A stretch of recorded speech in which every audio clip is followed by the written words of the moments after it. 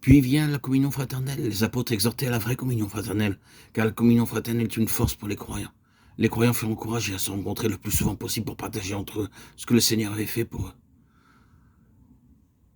En quelque lieu que vous travaillez, n'oubliez pas, s'il vous plaît, de vous réunir le jour du Seigneur pour rompre le pain, même si vous êtes juste un petit nombre. Vos collaborateurs, vos amis ou vos aides. De tels moments de communion fraternelle sont si merveilleux que vous souhaiterez qu'ils durent toute la journée. Selon mon sentiment et mon expérience, là où les gens apprennent à prendre part à la table du Seigneur et à l'adoration et donnent plus généreusement, ils souffrent plus joyeusement et ils ne dépendent pas des prédicateurs ni des prédications. Leurs regards sont tournés vers le Seigneur.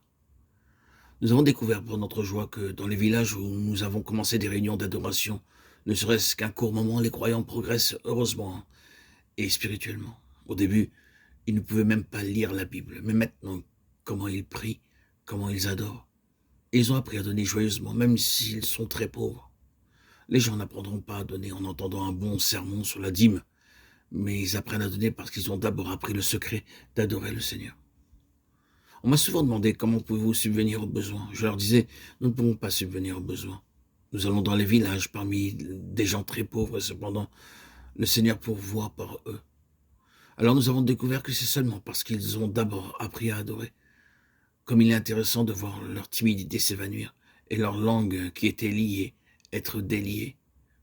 Ils témoignent aussi hardiment en plein air, simplement parce qu'ils ont vu le Seigneur dans l'adoration.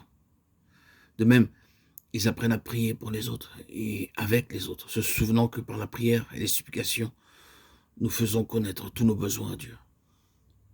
Je vous le demande, s'il vous plaît, ne soyez pas effrayés par les critiques pour avoir rompu le pain. Ne craignez pas ce que vos amis des autres dénominations peuvent dire. Bien sûr, ils ne comprendront pas. Ils peuvent ne jamais plus vous demander de prêcher. Remerciez Dieu pour cela. Nous ne sommes liés à aucun endroit particulier ou au bâtiment d'une église pour notre ministère. Ce que le Seigneur a ouvert, aucun homme ne peut le fermer. Nous devons demeurer fidèles à la vision céleste. Allons dans Acte 3:6. Alors Pierre dit, je n'ai ni argent ni or. Pas d'argent, quel aveu à faire pour un homme de Dieu. Et encore, il ne dit rien pour se justifier, comme j'ai entendu beaucoup de missionnaires le faire. Quelques-uns mendient toujours, nous n'avons pas de fonds, donnez s'il vous plaît, nous comptons sur vous. Ils disent qu'ils ont la foi, mais leur foi est dans leur pays et dans leurs amis.